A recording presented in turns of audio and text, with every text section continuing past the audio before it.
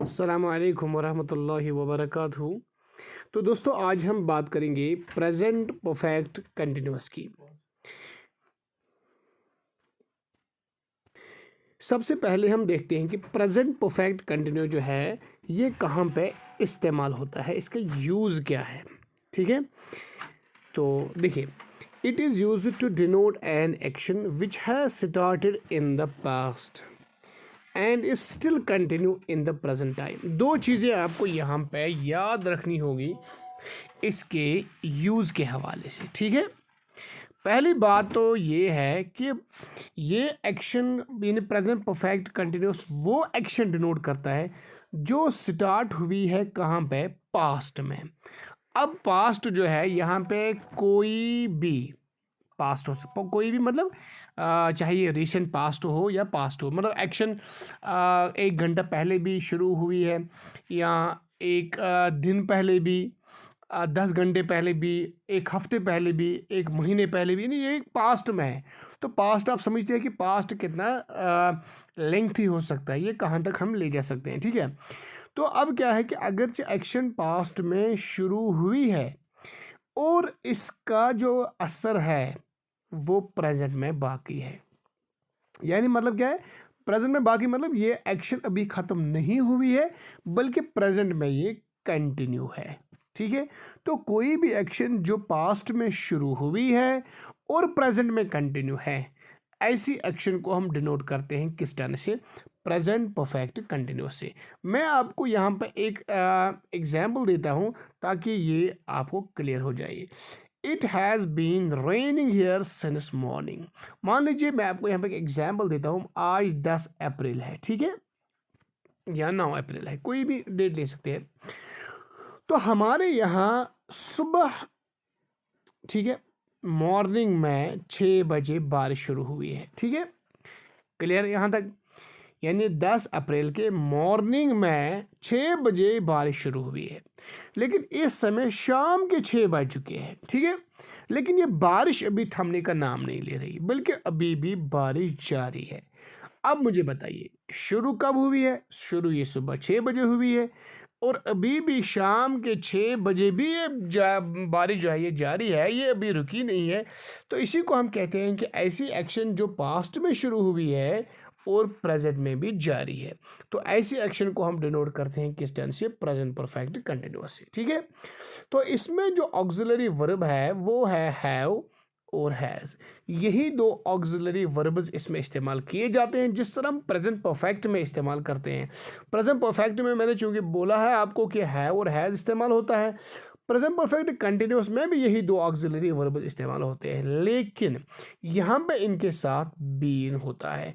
वो क्या मतलब हो गया, जहाँ पे हम हैव लिखेंगे वहाँ पे इसके साथ बीन होगा, जहाँ पे हैज़ होगा वहाँ पे इसके साथ बीन होगा। ठीक है, अब यहाँ पे एक एग्जाम्पल लेते हैं ताकि ये आपको क्लियर हो जाए। ठीक है, देखिए यहाँ पे I have been waiting for my friend since morning. अभी आप बस इतना देखिए क्या यहाँ पे लिखा गया है कि नहीं, आई हैव बीन। ठीक है, ऊपर जो मैंने आपको एग्जाम्पल दी थी यहाँ भी आप बिल्कुल देख सकते हैं, इट हैज़ बीन। तो हैव बीन, हैव के साथ भी बीन और हैव के साथ भी बीन, हैज़ के साथ भी बीन और हैव के साथ भी बीन। क्लियर। अब देखिए चूंकि दो ऑक्सिलरी वर्ब इस्तेमाल होते हैं, यहाँ होता है हैव बीन या यहाँ पे इस्तेमाल होता है हैज़ बीन। अब देखिए हैव बीन किसके साथ इस्तेमाल होता है और हैज़ बीन किसके साथ इस्तेमाल होता है। हैव बीन इस्तेमाल होता है आई वी यू दे, ठीक है।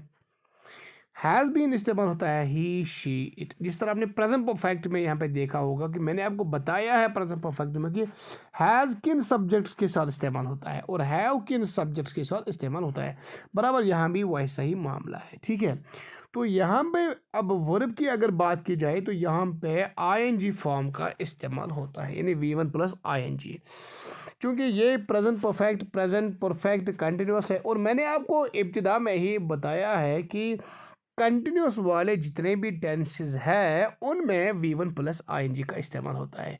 वो क्या मतलब हो गए, अगर हमारे यहाँ पे वर्ब वेट है तो वेटिंग यहाँ पे इस्तेमाल हो जाएगा, अगर यहाँ पे प्ले वर्ब है तो प्लेइंग का इस्तेमाल हो जाएगा, अगर यहाँ पे राइट है तो राइटिंग का इस्तेमाल हो जाएगा। ठीक है, तो सिंपली आपको याद रखना होगा कि प्रेजेंट परफेक्ट कंटिन्यूस में V1 प्लस ING इस्तेमाल होता है, ठीक है। लेकिन यहाँ पे आपको थोड़ा एडिशनल समझना होगा। यहाँ पे हम टाइम को डिनोट करने के लिए दो ऐसे वर्ड्स का इस्तेमाल करते हैं, एक उनमें है सिंस और दूसरा उनमें है फॉर, ठीक है। ये दो ऐसे अल्फाज हैं जिनका हम इस्तेमाल करते हैं टाइम को डिनोट करने के लिए, ठीक है। अब देखिए यहाँ पे पहले मैं आपको वापस एग्जाम्पल पर लेता हूँ ताकि आपको ये अच्छी तरह से समझ आए। ये देखिए मॉर्निंग यहाँ पे टाइम है तो सिंस हमने यहाँ पे इस्तेमाल किया है, यहाँ पे भी हमने मॉर्निंग का इस्तेमाल किया है तो सिंस यहाँ पे इस्तेमाल हुआ है, ठीक है। इसी तरह अगर हम यहाँ पे देखें तो यहाँ भी हमने ईयर का इस्तेमाल किया है 2000 और यहाँ पे हमने सिंस का इस्तेमाल किया है, ठीक है। यहाँ भी आप कुछ एग्जांपल्स लेंगे फिर मैं बता दूंगा कि ये हमने कैसे किया है। यहाँ पे आप बिल्कुल देख सकते हैं since yesterday for 10 minutes he has been running a race. यहाँ पे अगर टाइम को मेंशन किया जाए तो अकॉर्डिंगली हम देख के बताएंगे कि सिंस होगा या फॉर होगा, ठीक है। अब देखिए यहाँ पे हमने इस्तेमाल किया है सिंस पॉइंट ऑफ टाइम। अब ये क्या हो गया कि since point of time, point of time का मतलब है ये एक रेफरेंस होती है। पॉइंट का मतलब है रेफरेंस, यानी किसी खास पॉइंट पे हमें सिंस ले जाता है, ठीक है। देखिए मैं आपको एक एग्जांपल देता हूँ। I have been living in Anantnag since 2000।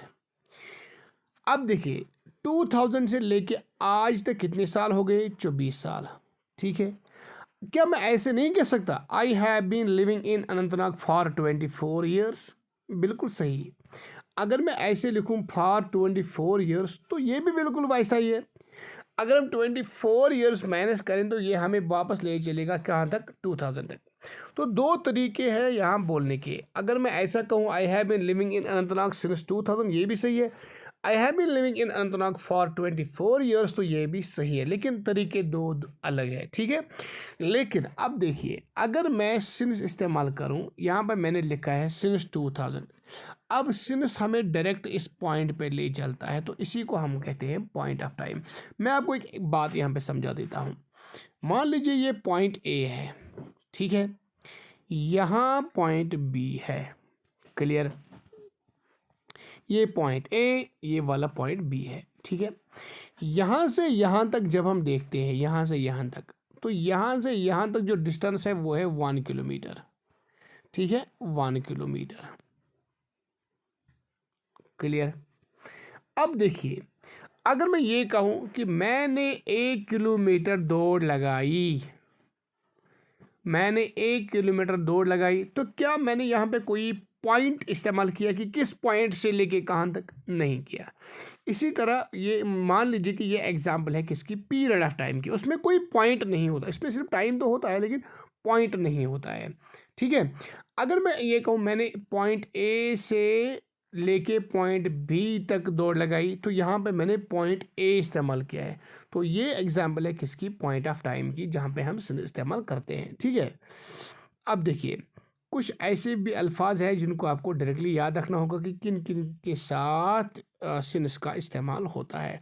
Since morning, evening, since yesterday, तो कोई ईयर भी होगा तो उसके साथ कोई मंथ होगा, कोई डे होगा, तो इनके साथ हमेशा सिंस का इस्तेमाल करना होता है। मसलन अगर मैं ऐसे लिखूँ I have been here since last Sunday, मैं पिछले संडे से यहाँ पे हूँ, ठीक है। तो इसी तरह I have been visiting Taj Mahal regularly since 1990, ठीक है। तो they have been planning for Agra since last month, ठीक है। तो ये आपको याद रखना होगा। तो पीरियड ऑफ टाइम की अगर बात की जाए, यहाँ पे आप बिल्कुल देख सकते हैं किन किन के साथ पीरियड इस्तेमाल होता है। 10 मिनट्स, मान लीजिए मैं ये वीडियो 10 मिनट से बना रहा हूँ, इस समय बराबर 10 बजे 10 बजे हैं, ठीक है। तो मुझे बताइए मैंने फिर वीडियो को कब शुरू किया है? 10 मिनट पहले, यानी बराबर मैंने एग्जैक्टली 10 बजे इसको शुरू किया है। तो अगर मैं ये कहूँ कि मैंने इस वीडियो को 10 बजे शुरू किया है तो फिर मैंने सिंस का इस्तेमाल करना है। अगर मैंने ऐसा करना है कि मैं इस वीडियो को 10 मिनट से रिकॉर्ड कर रहा हूँ, 10 मिनट से रिकॉर्ड कर रहा हूँ, तो फिर ये पीरियड ऑफ टाइम होगा। ठीक है, तो यहाँ पे आप बिल्कुल देख सकते हैं 2 मिनट्स, 2 आवर्स, 2 वीक्स, 5 ईयर्स, तो ये है पीरियड ऑफ टाइम। ठीक है, मान लीजिए इस समय 12 बजे हैं, ठीक है, 12 PM। आप कोई काम कर रहे हैं 2 घंटों से, तो फिर आपने किस टाइम वो शुरू किया है? फिर आपने वो 10 बजे शुरू किया है, 10 AM। ठीक है, तो 2 तरीके हैं। अगर आप ये कहें कि मैंने 10 बजे काम शुरू किया है तो ये चला जाएगा पॉइंट ऑफ टाइम में। अगर आप ये कहें कि मैंने 2 घंटा पहले काम शुरू किया है तो वो हो गया पीरियड ऑफ टाइम। ठीक है, अब हम यहाँ पे एफर्मेटिव सेंटेंसेस की बात करेंगे। सबसे पहले उनका स्ट्रक्चर देखते हैं। स्ट्रक्चर क्या होता है? सबसे पहले सब्जेक्ट होता है, क्योंकि मैंने आपको रिपीटेडली बताया है कि एफर्मेटिव सेंटेंस का जो स्ट्रक्चर होता है सबसे पहले होता है सब्जेक्ट, उसके बाद होता है ऑक्सिलरी वर्ब। ठीक है, उसके बाद होता है यहाँ पे been plus V1 plus ING plus object. तो आई के साथ हैव मैंने ऊपर लिखा है I have been writing ING form a letter. अब चूंकि यहाँ पे देखना है क्या होगा, तो इसी के साथ पॉइंट ऑफ टाइम या पीरियड ऑफ टाइम। ठीक है, we have been singing a song for 10 minutes. यहाँ पे आप बिल्कुल देख सकते हैं for 10 minutes, since yesterday for 10 minutes. He has been running a race since morning.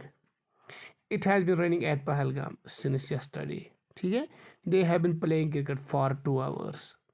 तो ये आपको खुद करना है, आप टाइम मैनेज। अगर नेगेटिव को बनाना होगा तो क्या करना होगा? सिंपली ऑक्सिलरी वर्ब को ऐड करना पड़ेगा, नॉट। लेकिन यहाँ पे आपको कंफ्यूजन नहीं होना चाहिए। आप ऐसा ना करें कि बीन को आप ऐड नॉट करें, ऐसी बात नहीं, क्योंकि ऑक्सिलरी वर्ब हैव है और हैज़ है, लिहाजा इन्हीं को हमें नॉट करना पड़ेगा, ऐड। ठीक है, I have not been playing cricket. अगर हमने लिखा है आई हैव बीन नॉट तो वो ग्रामेटिकली इनकरेक्ट है। ठीक है, तो I have not been, have को नॉट ऐड करना पड़ेगा, हैज़ को नॉट ऐड करना पड़ेगा, तो ये बन जाएगा नेगेटिव सेंटेंस। आप बिल्कुल देख सकते हैं यहाँ पे। आप it has not been running at Pahalgam, यहाँ पे टाइम अगर मेंशन करना होगा तो फॉर और सिंस का अकॉर्डिंगली इस्तेमाल हो जाएगा। ठीक है, they have not been sing a song since March. ठीक, इसी तरह अगर हमें इंट्रोगेटिव सेंटेंस का स्ट्रक्चर देखना होगा, उनका स्ट्रक्चर बनाना होगा, तो इंट्रोगेटिव सेंटेंस में मैंने चूंकि रिपीटेडली आपको बताया है कि सबसे पहले ऑक्सिलरी वर्ब का इस्तेमाल होता है। अब प्रेजेंट परफेक्ट कंटिन्यूअस में ऑक्सिलरी वर्ब 2 इस्तेमाल होते हैं, या होता है हैव या होता है हैज़, प्लस होता है सब्जेक्ट, प्लस आ जाएगा been.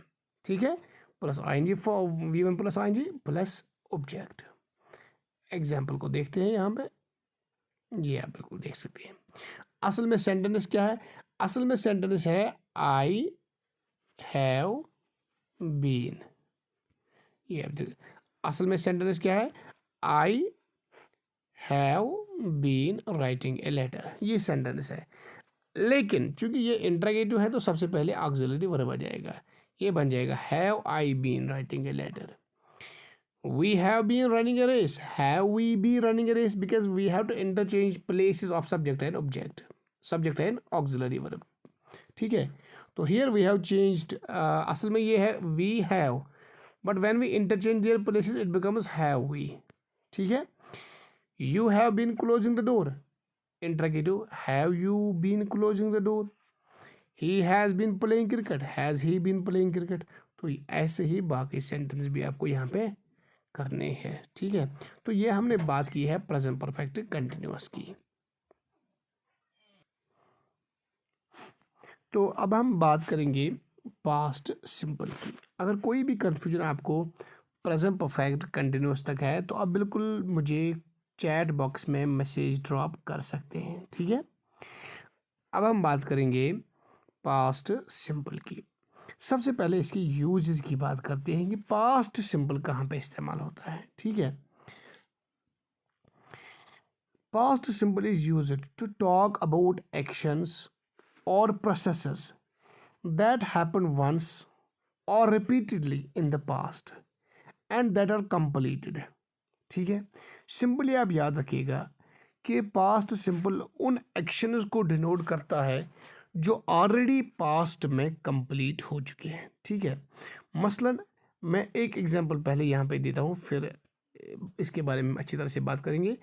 I bought a new car 2 months एगो। मैंने 2 महीने पहले एक कार परचेज की है, खरीदी है। ठीक है, अब देखिए यहाँ पे हमने 2 months एगो लिखा है। जब भी ऐसा कुछ हो सेंटेंस में 2 months एगो, 1 day एगो, 1 year एगो, 10 years एगो, तो ये सरासर निशानी है किसकी? पास्ट सिंपल सेंटेंस की। ये आपको याद रखना होगा। ठीक है, इसी तरह last night, yesterday, last month, 2 weeks एगो, 2 months एगो, 2 years एगो, या डायरेक्टली कोई साल दिया गया हो। ठीक है, इन 1999। ठीक है, मसलन शी अराइव्ड हेयर इन 2000। तो ये निशानियां हैं किसकी? पास्ट सिंपल की। चाहे यस्टरडे आपने देखा हो तो ये निशानी है पास्ट सिंपल टेंस की। लास्ट मंथ, लास्ट वीक, ठीक है, लास्ट ईयर, या 2 weeks एगो, 2 months एगो, 2 days एगो, 2 years एगो, या कोई डायरेक्टली साल दिया गया हो, तो ये निशानी है किसकी? पास्ट सिंपल की। तो पास्ट सिंपल क्या आप करता है? ये ऐसी एक्शन को डिनोट करता है that has already happened in past. ठीक है, and has no connection with the present time. Clear? I bought a new car I bought a new car 2 months एगो। Sabrina arrived in London very late last night। Clear? अब देखिए ये जो sentences है ये दोनों किसके हैं? पास्ट सिंपल के। या इतना ही नहीं है, देखिए यहाँ मैंने आपको बताया कि an action that has completed in the past and has no connection with the present time. अब सबरीना तो यहाँ पे आई है लंदन में, अब इसका कोई कनेक्शन प्रेजेंट से नहीं है। मैंने एक कार खरीदी है 2 months एगो, तो अब इस एक्शन का कोई प्रेजेंट से कोई कनेक्शन नहीं है।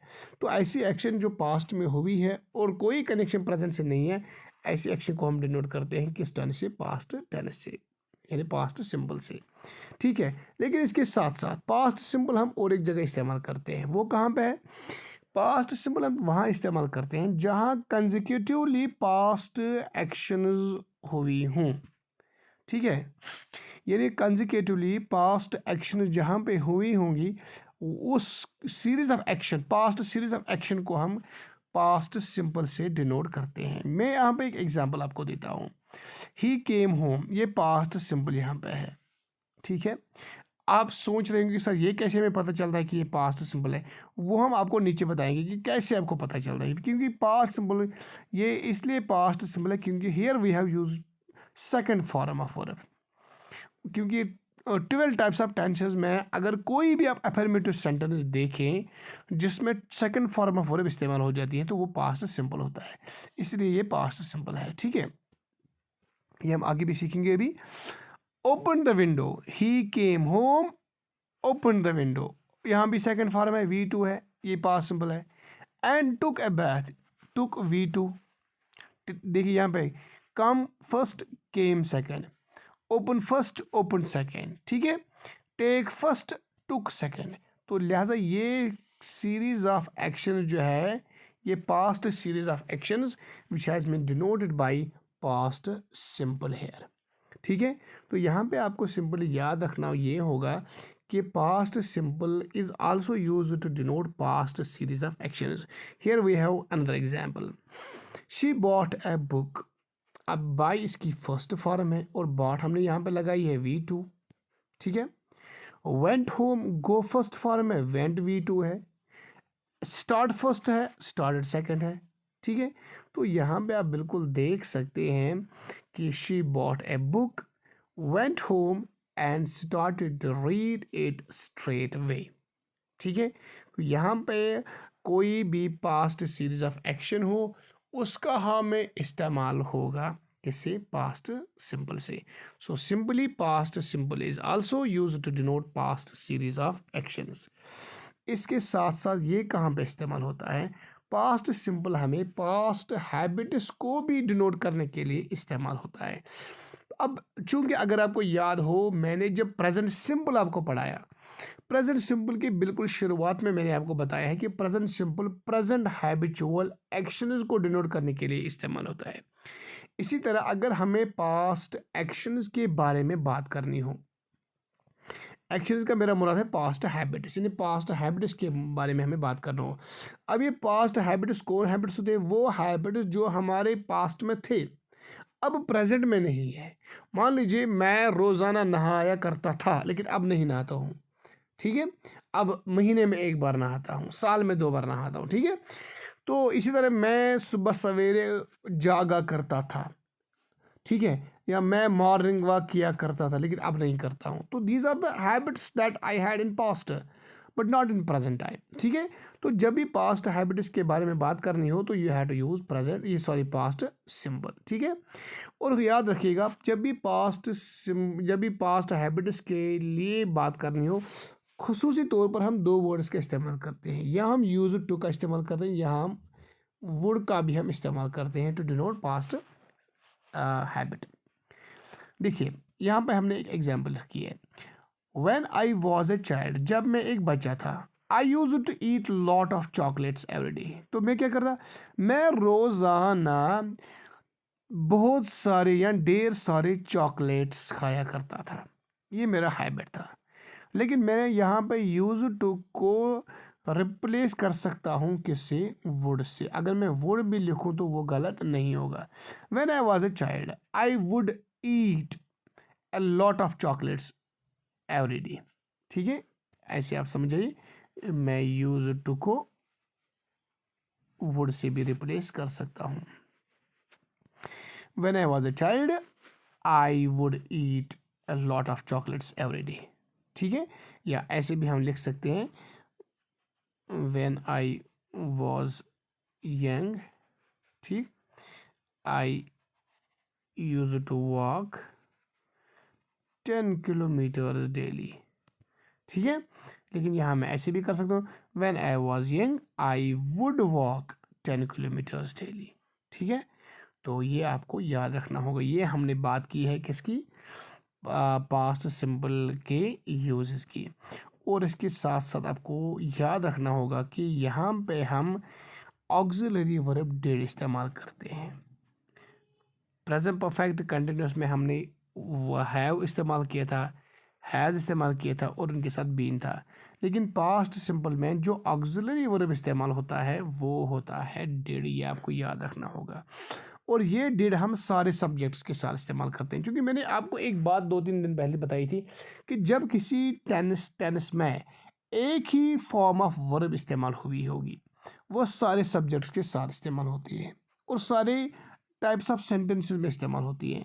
इसी तरह यहाँ पे जब एक ही ऑक्सिलरी वर्ब इस्तेमाल हुआ है, लिहाजा इसका ये मतलब भी है कि ये सारे सब्जेक्ट्स के साथ इस्तेमाल होगा।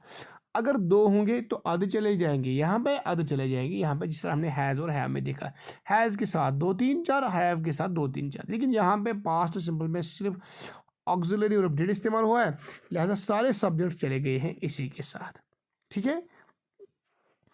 अब यहाँ पे और एक बात आपको याद रखनी होगी, जिस तरह हमने, याद कीजिएगा, जिस तरह मैंने आपको बताया है, क्योंकि बराबर वैसा ही मामला यहाँ पे भी है। मैंने आपको बताया है प्रेजेंट सिंपल में, किसमें? प्रेजेंट सिंपल में। उधर मैंने आपको बताया कि प्रेजेंट सिंपल में डू और डज का इस्तेमाल होता है, लेकिन इनका इस्तेमाल एफर्मेटिव सेंटेंस में नहीं होता, याद है आपको। यानी एफर्मेटिव सेंटेंस में डू और डज का इस्तेमाल नहीं होता, बल्कि नेगेटिव में होता है और इंटरोगेटिव में होता है, याद है आपको। बराबर वैसा ही मामला यहाँ पे भी है। क्या है कि ये जो ऑक्सिलरी वर्ब डिड है, ये एफर्मेटिव सेंटेंस में इस्तेमाल नहीं होता, बल्कि ये इस्तेमाल होता है नेगेटिव में भी और इंटरोगेटिव में भी। क्लियर? मैं यहाँ पे एक एग्जाम्पल लेता हूँ आपको, फिर मैं बता दूँ कि ऐसा क्यों मसला है। आई रोट ए लेटर, ठीक है। यहाँ ये एफर्मेटिव सेंटेंस, क्या यहाँ पे डिड इस्तेमाल हुआ है? नहीं हुआ है, ठीक है। अब हम नेगेटिव की इस बात करते हैं यहाँ पे, नेगेटिव सेंटेंस की। ये देखिए आप जनाब, नेगेटिव सेंटेंस ये है, I did not write a letter, did का इस्तेमाल हुआ है, I did not write a letter. ठीक है, अगर हम देखेंगे आई डिड नॉट, ये हम आगे पढ़ेंगे रोड, यहाँ पे सिर्फ आप डिड की बात देखिए। अगर इंटरगेटिव सेंटेंस की बात करेंगे तो वहाँ पे भी did I write a letter. ठीक है, तो यहाँ पे आप बिल्कुल देख सकते हैं कि कैसे अफर्मेटिव में इस्तेमाल नहीं हुआ है, नेगेटिव में इस्तेमाल होता है और इंटरगेटिव में भी इस्तेमाल होता है। अगर मैं इसकी इंटरगेटिव बनाऊँ, ये बन जाएगा did I write a letter. ठीक है, तो सिंपली आपको याद रखना होगा कि in past simple we use auxiliary verb did that is used in negative and in interrogative only, not in but not in affirmative sentences. ठीक है, ये आपको याद रखना होगा। अब देखिए यहाँ पे और एक बात हमें करनी है जो काफ़ी इम्पॉर्टेंट है, वो क्या है कि अगर हम वर्ब की बात करें, जिस तरह हमने अभी प्रेजेंट परफेक्ट कंटिन्यूस में आपको बताया है कि वहाँ पे V1 प्लस ING फॉर्म इस्तेमाल होती है। ठीक है, लेकिन पास्ट सिंपल में दो फॉर्म ऑफ वर्ब इस्तेमाल होती हैं। एक होती है V1, याद रखिएगा V1, और होता है V2। पास्ट सिंपल में दो फॉर्म्स इस्तेमाल होती है, V1 एंड V2। ठीक है, अब V1 किन के साथ और V2 किन के साथ, याद रखिएगा, ये ज़्यादा इम्पोर्टेंट है आपके लिए। जिनमें डिड इस्तेमाल होता है वो कौन है, वो है नेगेटिव और है इंटरगेटिव। इनमें डिड इस्तेमाल होता है, लिहाजा इनमें V1 आ जाएगी। फिर मैं बता दूंगा क्यों। अब मुझे बताइए डिड कहाँ पे इस्तेमाल नहीं होता, अफर्मेटिव में नहीं होता, यहाँ पे V2 इस्तेमाल हो जाएगी। क्लियर, याद रखें, मैं एक बार इसको रिपीट करता हूँ। यहाँ पे 3 सेंटेंस है हमारे यहाँ, अफर्मेटिव, नेगेटिव और इंटरगेटिव। ठीक है, क्या अफर्मेटिव में ऑक्सिलरी वर्ब डिड इस्तेमाल होता है, नहीं होता है, लिहाजा यहाँ पे V2 आ जाएगी। क्या नेगेटिव में ऑक्सिलरी वर्ब डिड इस्तेमाल होता है, बिल्कुल होता है, टिक मैंने यहाँ पे किया, बिल्कुल होता है, लिहाजा यहाँ पे V1 आ जाएगी। क्या इंटरगेटिव में ऑक्सिलरी वर्ब डिड का इस्तेमाल होता है, बिल्कुल होता है, लिहाजा यहाँ पे भी V1 आ जाएगी। अब आप ये समझ रहे होंगे कि सर क्यों ऐसा मामला क्यों है। देखिए क्यों ऐसा मैं कर रहा हूँ, यहाँ पे मैं आपको बता दूँ, ये जो डिड है ना, असल में ये खुद V2 है। क्या है, आप सोच रहे होंगे सर कैसे ये V2 है। देखिए कैसे, do first form, did second form, done third form, doing fourth, does fifth. Clear, ठीक है। अब देखिए चूंकि डू फर्स्ट डिड सेकंड, ठीक है, अब जब डिड सेकंड है ऑलरेडी, अगर हम इसके सामने प्लस लिखेंगे V2, यानी डिड भी V2 और आगे भी V2, यानी 2 V2 आ जाएंगे, एक आगे और एक पीछे। ठीक है, यानी कंसेक्यूटिव टू पास्ट फॉर्म्स, तो वो ग्रामर के लिहाज से गलत है। ठीक है, ग्रामर के कॉन्टेक्स्ट में वो गलत है। We can't use two consecutive past forms in the same class और इन द सेम सेंटेंस। यहाँ पर मैंने लिखा है we can not write two consecutive past forms in the same class या सेम सेंटेंस। देखिए कैसे, मैं एक एग्जांपल यहाँ पे लिखता हूँ। आई सेंटेंस देखिए आप, आई रोट ए लेटर। ठीक है, अब रोट जो है ये V2 है, write first form, wrote second form है। ठीक है, अब अगर मैं ऐसे लिखूँ इसका नेगेटिव, आई डिड, डिड है V2, not wrote, I did not road.